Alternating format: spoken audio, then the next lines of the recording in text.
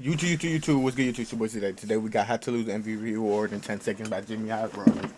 Now, looking like another Embiid hate video. Is there a difference between the best player in the NBA and the most valuable player in the NBA? It's a bit of a loaded question, but with what's going on in the NBA right now, I think the question I is... guess so, because if that was the case, LeBron would have had 15 MVPs. more relevant than ever. In 1998, Michael Jordan was the best player in the NBA off of sheer skill and ability, but he was also the most valuable player in the NBA because of his impact on the Bulls for 82 games of the season. But seasons like this are usually an exception. The difference between the best and the most valuable are almost never this black and white. In 2011, Derrick Rose won the league's Most Valuable Player award, despite the fact that LeBron was unanimously considered the best player in the NBA at the time. In a league loaded with all-time great talents in the mid-2000s, Steve Nash won back-to-back MVPs, even though he was never considered the best player in the NBA. How Steve Nash got back-to-back MVPs back in the day. Like, he was good, but come on, 2 back-to-back MVPs. One nigga LeBron's in the league. Seriously. Nigga looking like this got 2 back-to-back MVPs. How good a player is and how valuable they are two very different things. He's nice. How valuable is a player despite how incredible not they back-to-back are if they MVPs can't nice. stay on the court? And how valuable can a player be if they aren't nearly as great, but they are always ready and available? Because right now, I think we're learning the harsh answer to this question.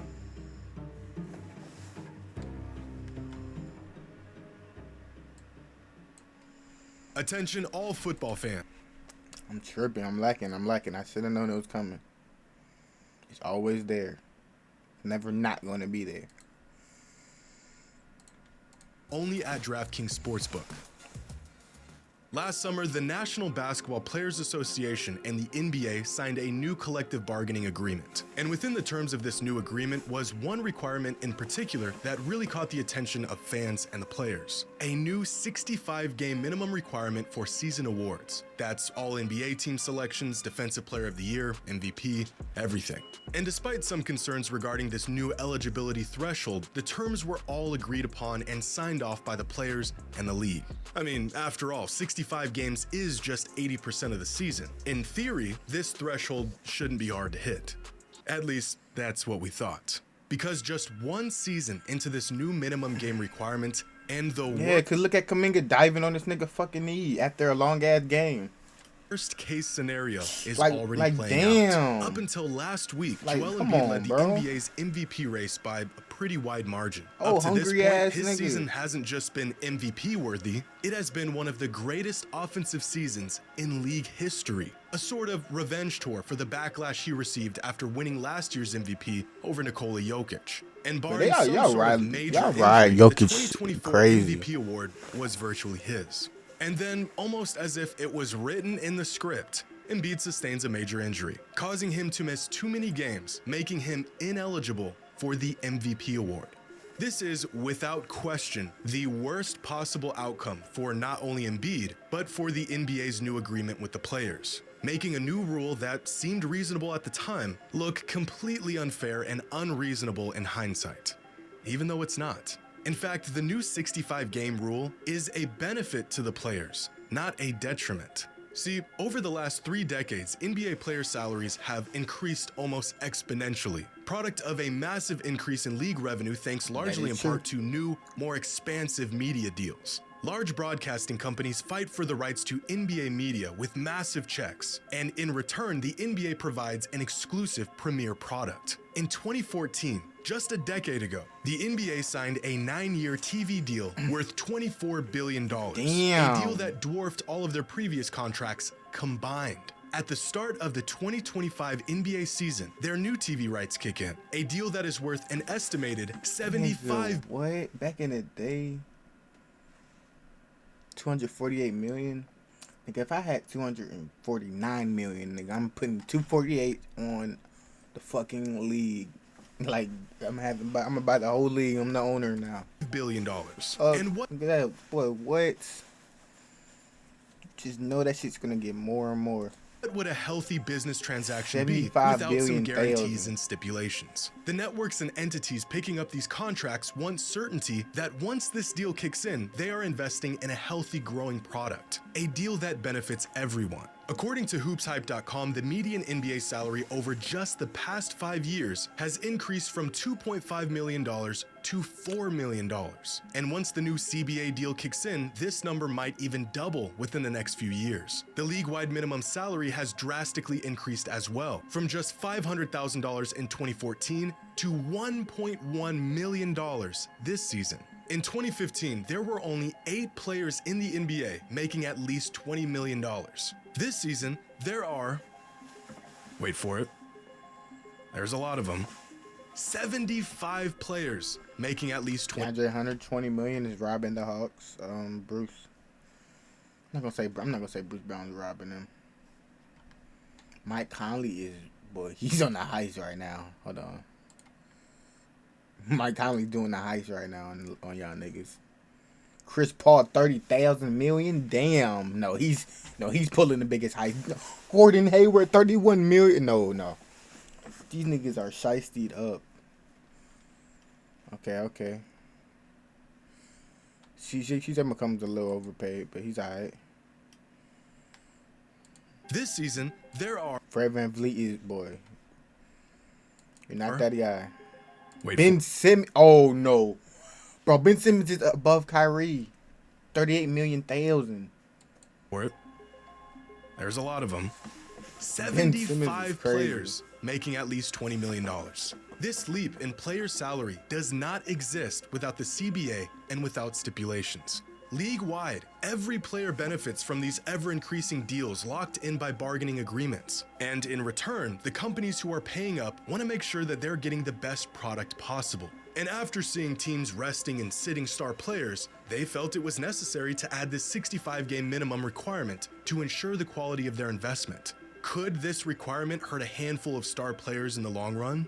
Sure. Injuries happen. Not every game missed is intentional. But do these requirements also help lock in deals that benefit every single player around the league? Yes. But this only addresses one side of the issue. Because with these new requirements, us fans are winning too. Star players around the league are playing far more games this season than they did in the past few years. Here are the 15 All-NBA players from last season. And through January of last season versus through January of this season, only 3 of these 15 players have played less games this season compared to last season. At this point last year, the top 15 players around the league missed 117 games. This season, they've only missed 76.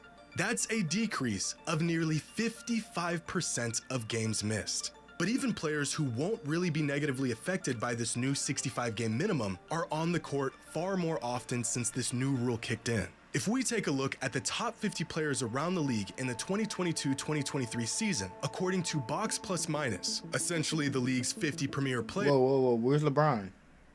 I'm looking. Oh.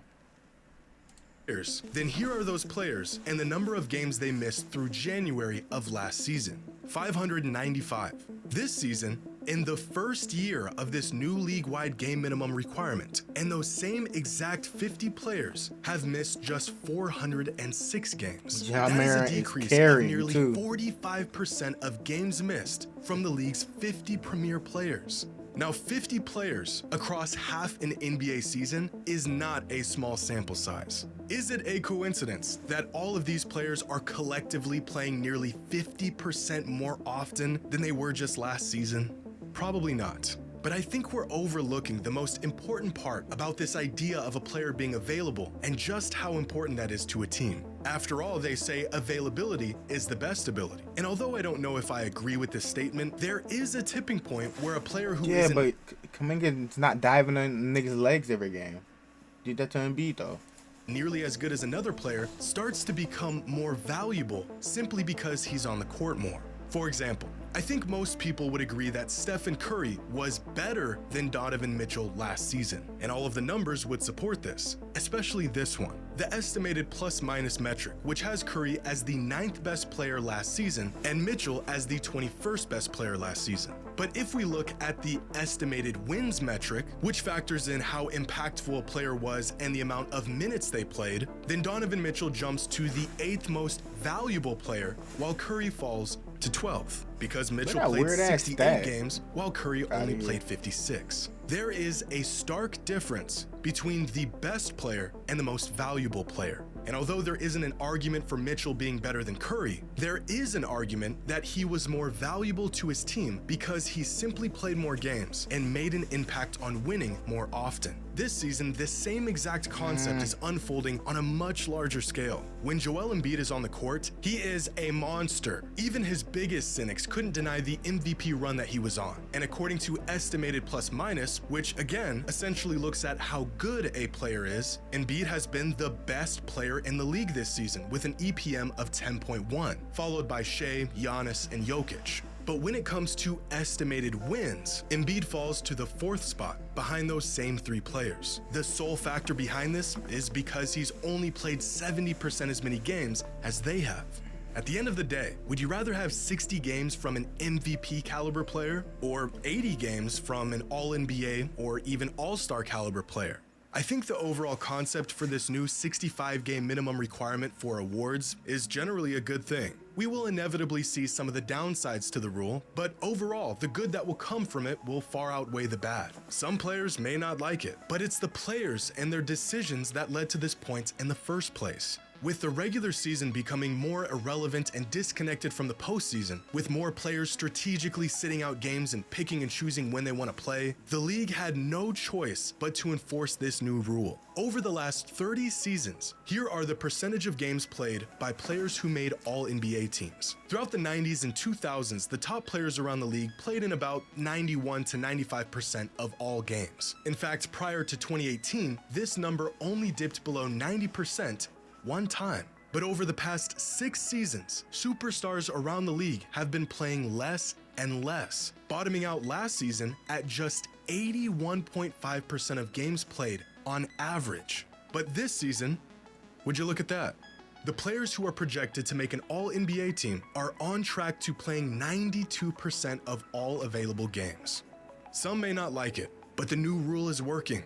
I think playing 80% of the season is a reasonable standard for the best players in the world. And if a player can't hit that standard, he's either not as valuable as the players who did, or he had the misfortune of sustaining an injury, which has and will always be a huge unknown factor in sports. But still, even after all this, it seems like fans are torn on this minimum game requirement. So what do y'all think? Is the rule too strict? Should there even be a minimum game requirement for season awards at all? Should they make exceptions to this rule for circumstances like Embiid's? What will be the lasting effects of this new eligibility requirement? Let me know your thoughts in the comments below. Yeah, if a nigga dive on your leg, bro, yeah. Bro gotta be, bro, yeah. Give him like a pass. Stop. A 2 career pass. I'm gonna try to think about it. Bro, I'm not gonna lie. That's tough, man. Embiid was getting MVP. He was getting MVP this year, bro. Nothing y'all can say about it. If you like the video, I'm out there, bitch.